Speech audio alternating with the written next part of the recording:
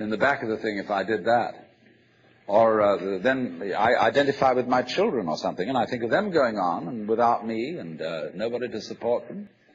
But of course, if I do go on in this frame of mind and continue to support them, I shall merely teach them to be like I am. And they'll go on, dragging it out to support their children, and they won't enjoy it, and they'll be afraid to commit suicide, and so will their children. They all learn the same lesson. So you see, all I'm trying to say is that the basic common sense about the nature of the world that is influencing most people in the United States today, the fully automatic model, is simply a myth. If you want to say that the idea of God the Father with his white beard on the golden throne is a myth, in the bad sense of the word myth, so is this other one. It's just as phony and has just as little to support it as being the true state of affairs. Why? And let's get this clear. If there is any such thing at all as intelligence and love and beauty, well, you found it in other people. In other words, it exists in us as human beings. And as I said, if it is there in us, it is symptomatic of the scheme of things. We are as symptomatic of the scheme of things as the apples are symptomatic of the apple tree or the rose of the rose bush.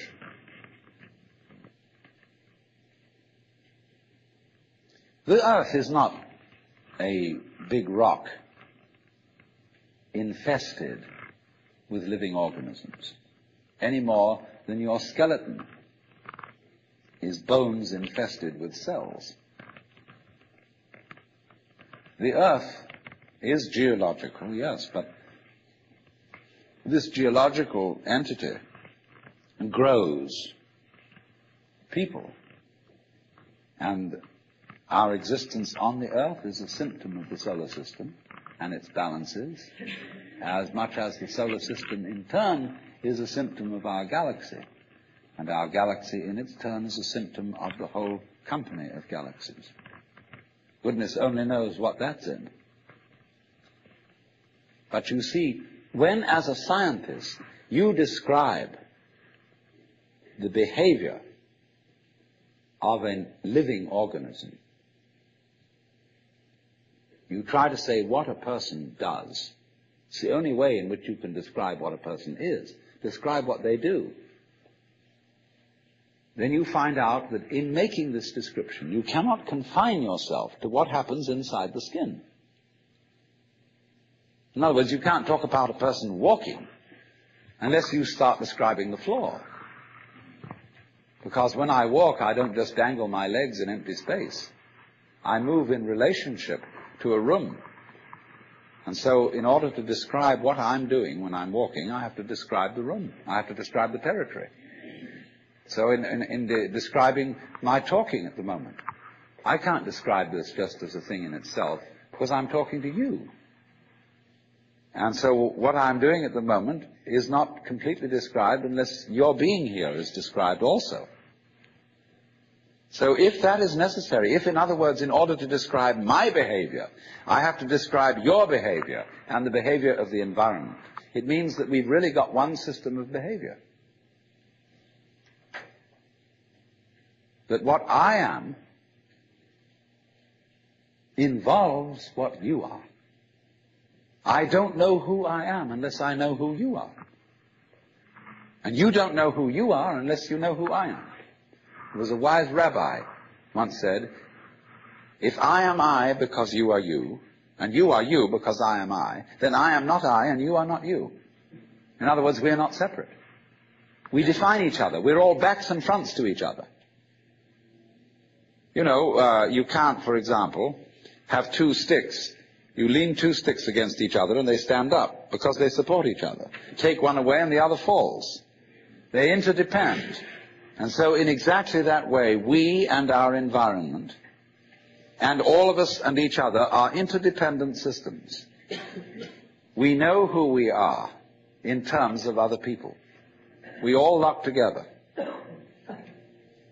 And this is, again and again, the serious scientific description of how things happen. And any good scientist knows, therefore, that what you call the external world is as much you as your own body. Your skin doesn't separate you from the world. It's a bridge through which the external world flows into you, and you flow into it. Just, for example, as a whirlpool in water, you could say, because you have a skin, you have a definite shape, you have a definite form. All right? Here is a flow of water, and suddenly it does a whirlpool. And then it goes on. The whirlpool is a definite form, but no water stays put in it. The whirlpool is something the stream is doing. And exactly the same way, the whole universe is doing each one of us. And I see you today, and I recognize you tomorrow, just as I would recognize a whirlpool in a stream. I'd say, oh yes, I've seen that whirlpool before. It's just near so-and-so's house on the edge of the river, and it's always there. It's you to the whirlpool you were yesterday, but you're moving. The whole world is moving through you. All the cosmic rays, all the food you're eating, the stream of steaks and milk and eggs and everything is just flowing right through you. When you're wiggling the same way, the world is wiggling, the stream is wiggling you. But the problem is, you see, we haven't been taught to feel that way. The myths underlying our culture and underlying our common sense have not taught us to feel identical with the universe, but only parts of it, only in it, only confronting it, aliens. And we are, I think, quite urgently in need of coming to feel that we are the eternal universe, each one of us. Otherwise, we're going to go out of our heads. We're going to commit suicide, collectively, with courtesy of H-bombs. And, all right, supposing we do, well, that will be that, and there will be life making experiments on other galaxies. Maybe they'll find a better game.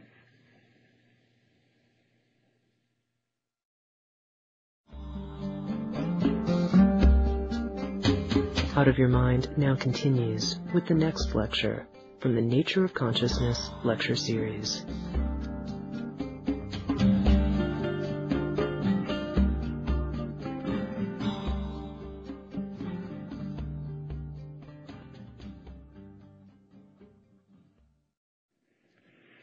Well, now, I was discussing two of the great myths or models of the universe which lie in the intellectual and psychological background of all of us. The myth of the world as a political, monarchical state in which we are all here on sufferance as subjects of God, in which we are made artifacts who do not exist in our own right. God alone, in the first myth, exists in his own right. And you exist as a favor. And you ought to be grateful. It's like your parents come on and say to you, maybe, look at all the things we've done for you, all the money we spent to send you to college, and you turn out to be a beatnik. You're a wretched, ungrateful child. And you're supposed to say, sorry, but I really am. But you're definitely in the position of being on probation.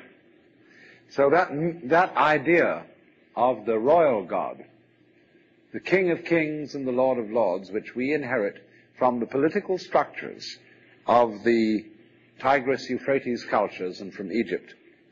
The Pharaoh, Amenhotep IV, is probably, as Freud suggested, the original author of Moses' monotheism.